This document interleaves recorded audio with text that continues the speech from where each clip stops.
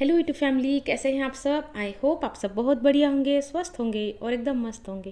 Friends, आज मेरी तबीयत थोड़ी सी ठीक नहीं है तो आवाज़ आपको थोड़ी सी अलग सुनाई देगी, तो प्लीज़ थोड़ा सा एडजस्ट कर लेना। तो आज मैं आपके साथ में शेयर कर रही हूँ वो बातें जो मैंने अपनी ज़िंदगी से समझ लो कि लात खा कर सीखे हैं। क्योंकि जब ज़िंदगी आपको लात मारती है ना, तभी कुछ चीज़ें समझ में आती है, तब तक चीज़ें समझ में नहीं आती।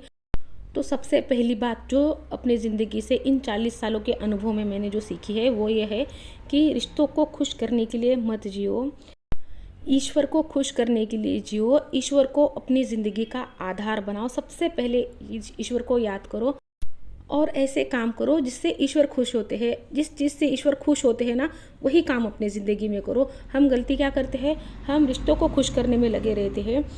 ऐसे रिश्ते जो हमको हमेशा जज करेंगे, हमको नीचा दिखाएंगे, हमेशा हम में कमियां ही निकालेंगे, और हम खुश करने में लगे रहते हैं इन रिश्तों को, लेकिन वो कभी खुश नहीं होते। उल्टा हम दुखी हो जाते हैं कि मैं किसी को खुश नहीं कर पाई। चाहे जितनी भी आप कोशिश कर लो, आपसे सब लोग खुश नहीं होंगे।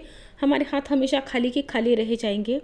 कितना भी हम कोशिश कर ले तो हमारे हाथ में यहाँ पर कुछ भी नहीं लगने वाला। लेकिन जब हम ईश्वर को खुश करते हैं, तब सही मायनों में हमारी ज़िंदगी बदलने लगती है।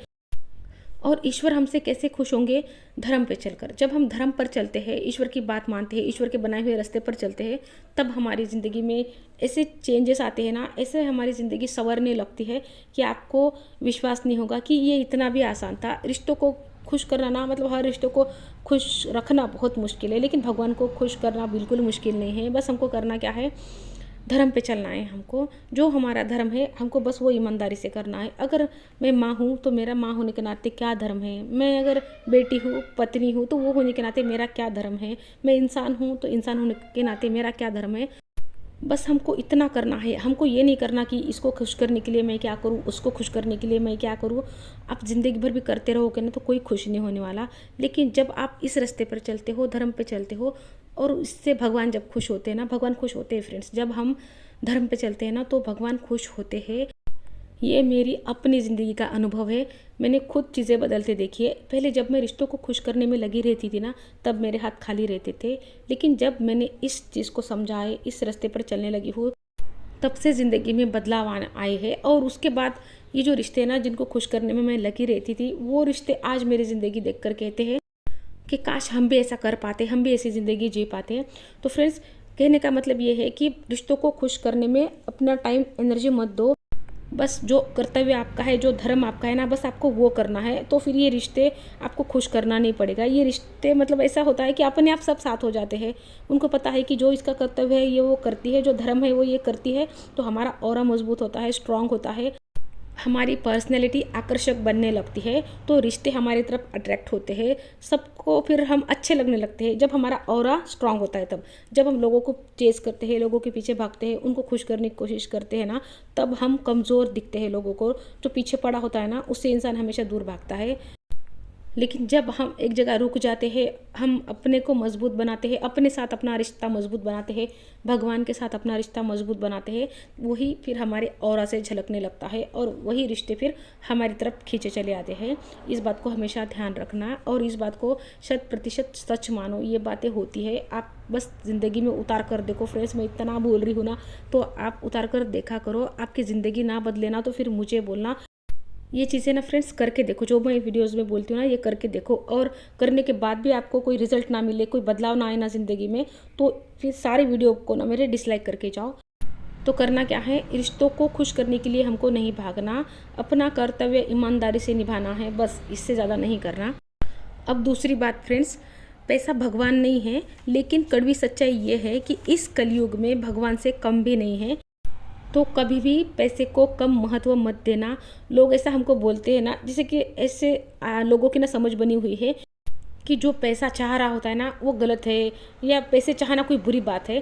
फ्रेंड्स, पैसा चाहना कोई बुरी बात नहीं है। गलत रास्ते से पैसे कमाना बुरी बात हो सकती है, लेकिन पैसा चाहना बिल्कुल भी बुरी बात नहीं है। क्योंकि इस धरती पर हमको जब तक रहना है ना, तब तक हमको किसी चीज़ की सबसे ज़्यादा ज़रूरत है, तो वो पैसा ही है। तो पैसा बिल्कुल भी बुरी चीज़ नहीं है। तो मैंने ये गलती की है अपनी ज़िंदगी में 40 सालों तक, कि मैंने कभी पैसे को ना अच्छी एनर्जी नहीं दी। हमेशा भगवान से ये कहा कि भगवान मुझे कुछ नहीं चाहिए, बस मेरा परिवार अच्छा रहे, मुझे ये नहीं चाहिए, मुझे वो नहीं चाहिए। हमेशा भगवान मतलब पैसे को यही एनर्जी दी कि मुझे पैसा नहीं चाहिए। लेकिन जब तक हम उस पैसे को अच्छी एनर्जी नहीं देंगे तब तक पैसा हमारे पास नहीं आएगा।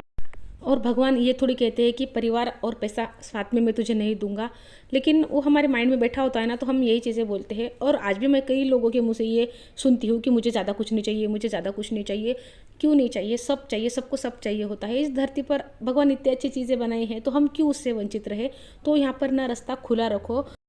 हम जब बार बार ये कहते हैं ना कि मुझे कुछ नहीं चाहिए, मुझे ज़्यादा कुछ नहीं चाहिए, मुझे पैसा नहीं चाहिए, पैसा बुरा होता है, पैसा अपने साथ बुराई लेकर आता है। फ्रेंड्स, पैसा बुरा नहीं होता है, उसको हम यूज़ कैसे कर रहे हैं ना, वो हमारे ऊपर डिपेंड होता है। हम अच्छे के लिए भी यूज़ कर सकते हैं, बुरे के लिए भी यूज़ कर सकते हैं।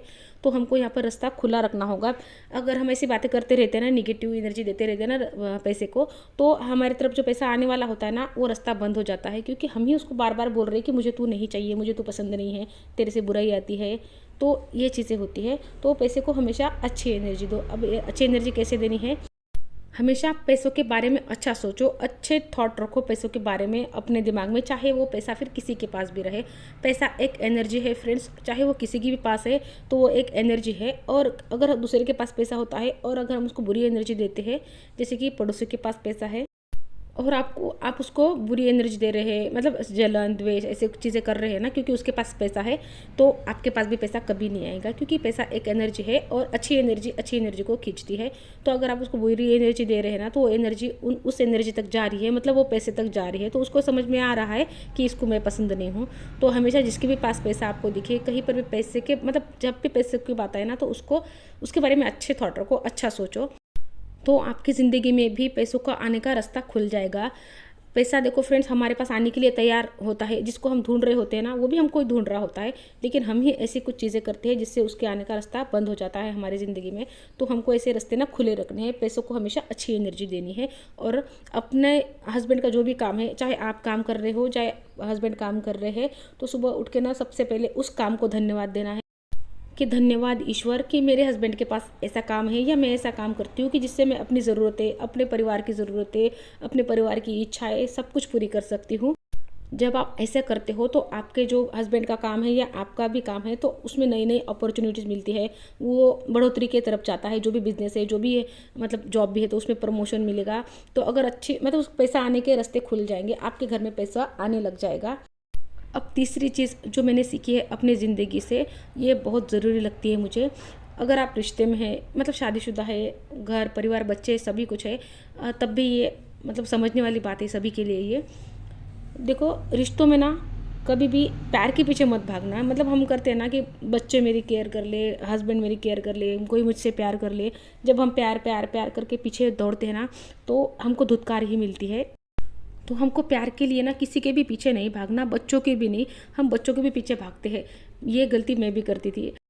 हम ना बच्चों को ही सुनाने लग जाते हैं कि मतलब इधर काम कर रहे हैं, इधर बच्चों को सुना रहे हैं, उधर पति को भी सुना रहे हैं, सबको सुनाए जा रहे हैं कि मुझसे कोई प्यार नहीं करता, कोई मेरी केयर नहीं करता। हर चीज़ के लिए ना हम दूसरे पर डिपेंडेंट है कि कोई मुझे प्यार मतलब करता नहीं, मतलब मुझे कोई प्यार करो, कोई केयर नहीं करता मतलब कोई मेरी केयर करो। तो ये चीज़ें ना मैंने भी बहुत की है।